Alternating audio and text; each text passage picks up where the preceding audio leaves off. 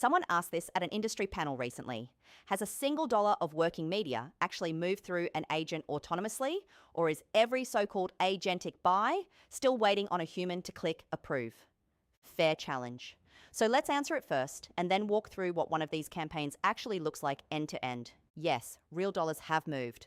In December 2025, independent agency Butler Till ran what's widely regarded as the first fully autonomous end-to-end agentic campaign, a CTV buy, where a plain language brief went in and the sell-side agents built the strategy, set up the campaign, and optimized pacing and targeting in real time, all over AdCP. In Q1 this year, Omnicom confirmed on an earnings call that it had executed live buys for multiple clients through agents negotiating directly with publishers. Now, the honest part, those are milestones, not the market. Most agentic buys running today still have a human approval gate on execution. That's not a failure of the technology, it's deliberate. The gates are configured, they widen as trust builds, and the next episode covers exactly how they're enforced. Here's the shape of the workflow. It starts with a brief in plain language, the same way you'd brief a planner.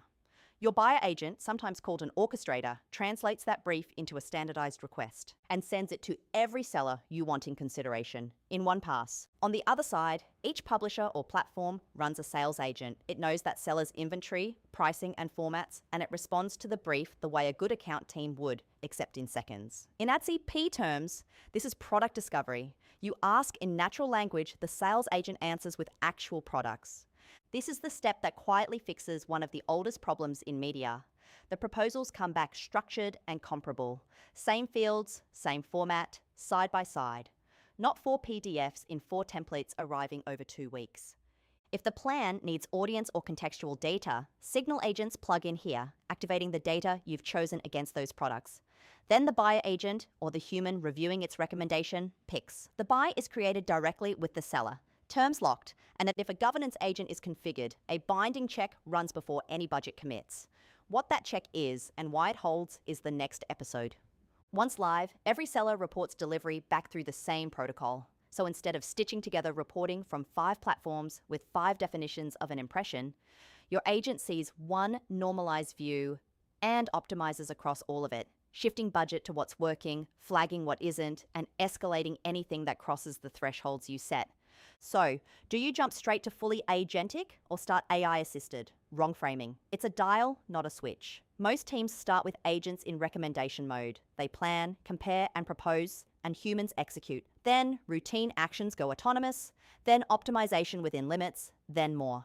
Every serious deployment running today sits somewhere on that dial. And the position is a configuration choice, not a leap of faith. Is there a playbook for moving along it? Yes, and it's the subject of a later episode. The short version: start bounded, measure against your current workflow, and widen the agent's authority when the numbers earn it. So has real money moved? Yes. On name campaigns you can look up. Is everything autonomous? No, and nobody credible claims it is. What exists in mid-2026 is a working protocol, live deployments, and a dial that each buyer moves at their own pace. Next question, and it's the big one. When an agent is spending your money, who's accountable when it goes wrong? That's the next episode.